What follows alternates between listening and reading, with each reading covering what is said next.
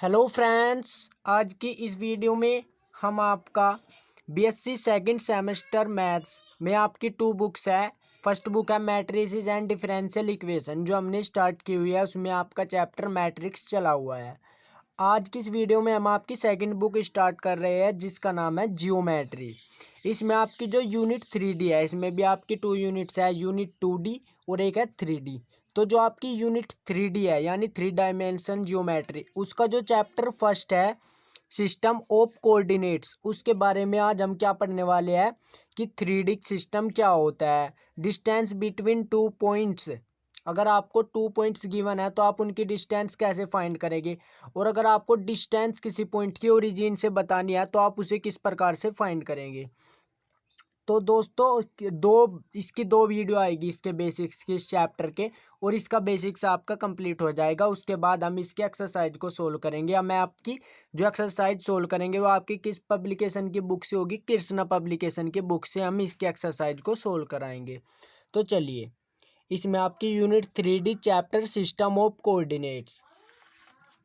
तो देखिए दोस्तों, व्हाट इज 3D, अगर वैसे आपके एग्जाम में नहीं आएगा, बट अगर कोई पूछे कि व्हाट इज 3D यानी 3 डायमेंशन सिस्टम क्या होता है, तो चलिए आप इसकी डेफिनेशन लिख लीजिए एक बार। इन 3D क्या, इन 3D कोऑर्डिनेट सिस्टम, 2D में आपके पास कितने एक्सिस होते हैं, 2 एक्सिस, एक्स और वाई। बट आपकी 3D होती है जो आपने 11th क्लास में पढ़ा होगा, उसमें आपकी 3 एक्सिस होती है। एक्स और वाई तो होती है, उसके साथ कौन सी एक्सिस आ जाती है, जेड। तो इसमें आपकी कितने एक्सिस होते हैं, 3। तो इन 3D coordinate system we deal with 3 mutually perpendicular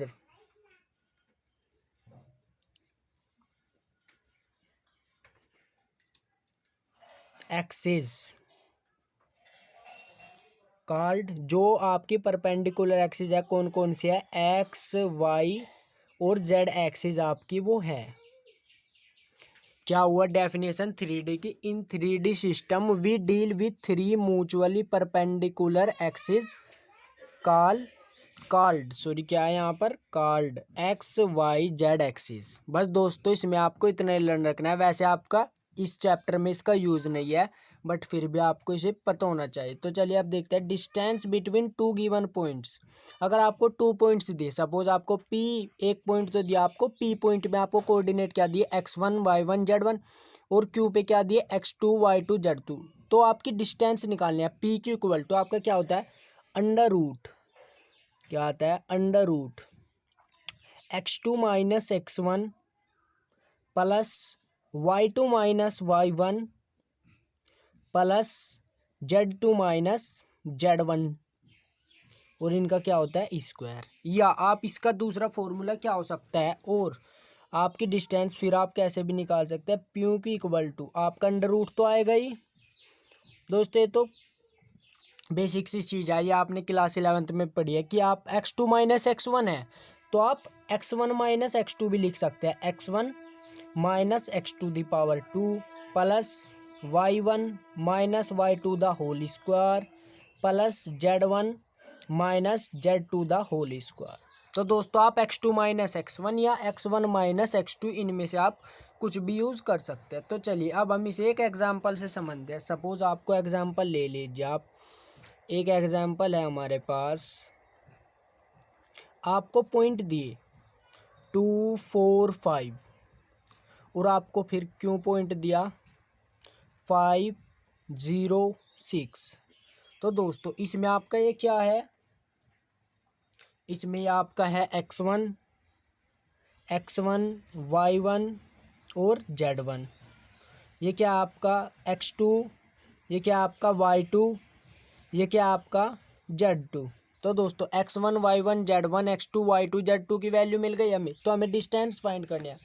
तो प्यू की इक्वल टू क्या होगा यहाँ से, तो दोस्तों अंडर रूट, आप इनमें से कोई से फॉर्मूले का यूज कर सकते हैं। सपोज हमने फर्स्ट वाले का किया x2 माइनस x1 यानी x2 माइनस x1 यानी 5 minus 2 whole square plus y2 यानी 0 minus 4 whole square plus 6 minus 5 whole square.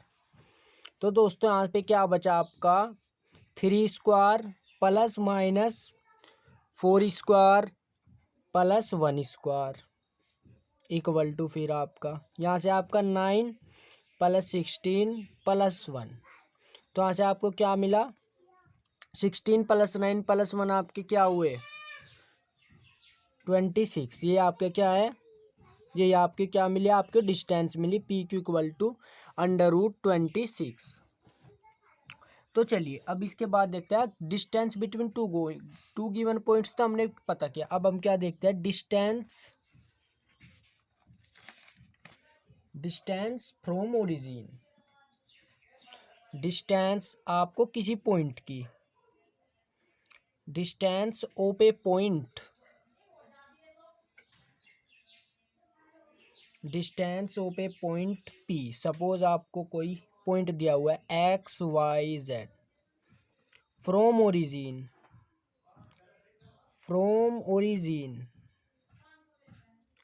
Origin यानी O। तो दोस्तों ओरिजिन को हम क्या बोलते हैं O।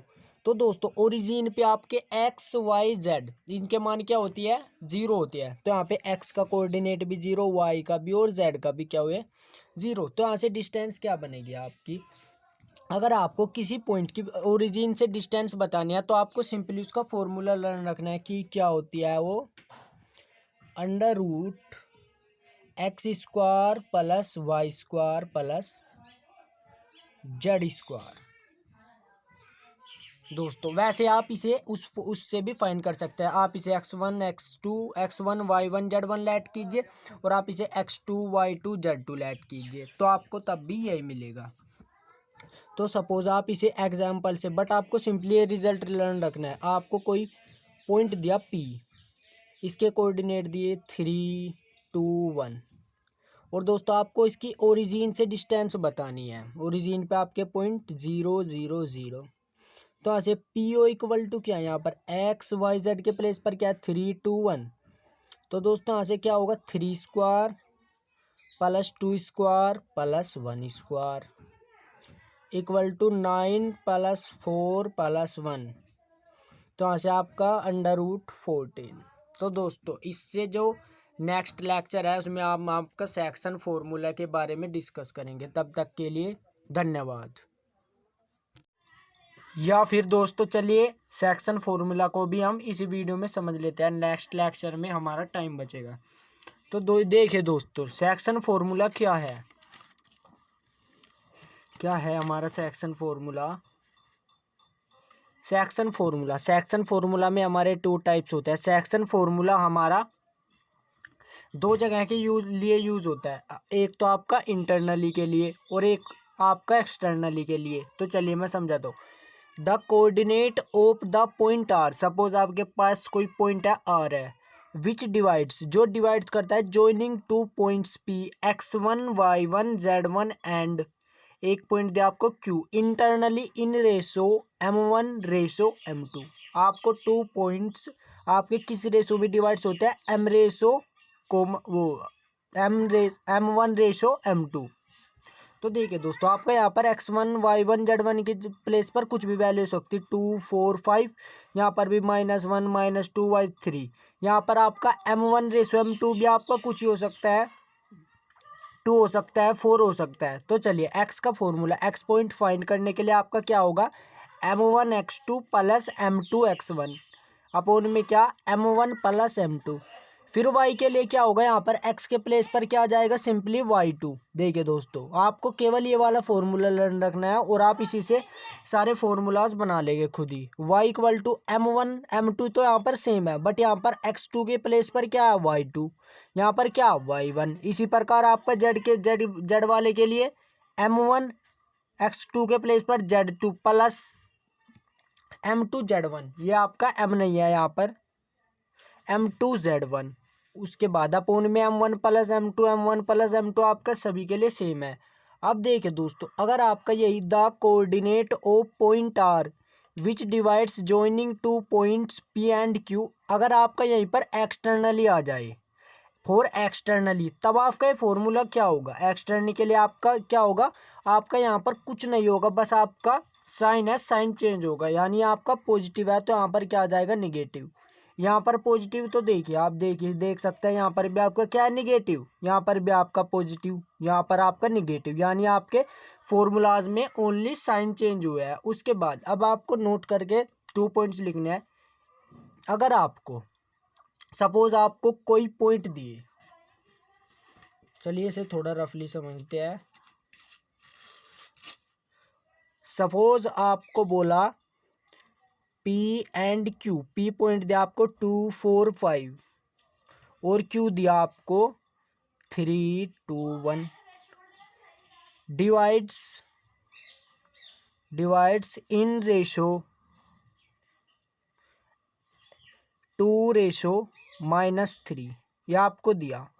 तो देखिए दोस्तों, आपको 2 पॉइंट्स दिए और बोला डिवाइड्स इन रेशो, आपको ये नहीं बोला, अगर आपको क्वेश्चन में ये नहीं बोलता क्वेश्चन में कि आपका जो डिवाइड्स करता है वो इंटरनली करता है या एक्सटर्नली, तो आप कैसे पता लगाएंगे कि हमें कौन सा फॉर्मूला यूज करना है। देखिए यहाँ पर आपने इसने कुछ नहीं बोला, ना एक्सटर्नली ना इंटरनली, तो आपको उसके लिए 2 पॉइंट्स लेना है। इफ द रेशो, आपको जो रेशो दिया हुआ है, अगर आपका if ratio m1:m2 is positive, अगर आपका इसे सोल्व करके पॉजिटिव आता है, then the point R divides P Q internally, अगर आपका पॉजिटिव आता है तो डिवाइड्स क्या करेगा इंटरनली, और अगर आपका यही निगेटिव आता है तो the point R divides P Q externally.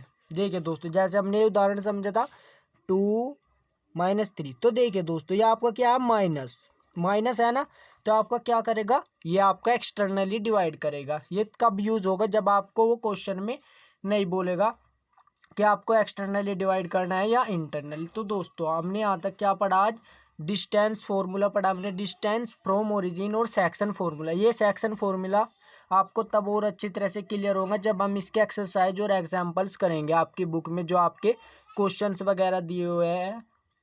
तो आज के लिए इतना ही, धन्यवाद।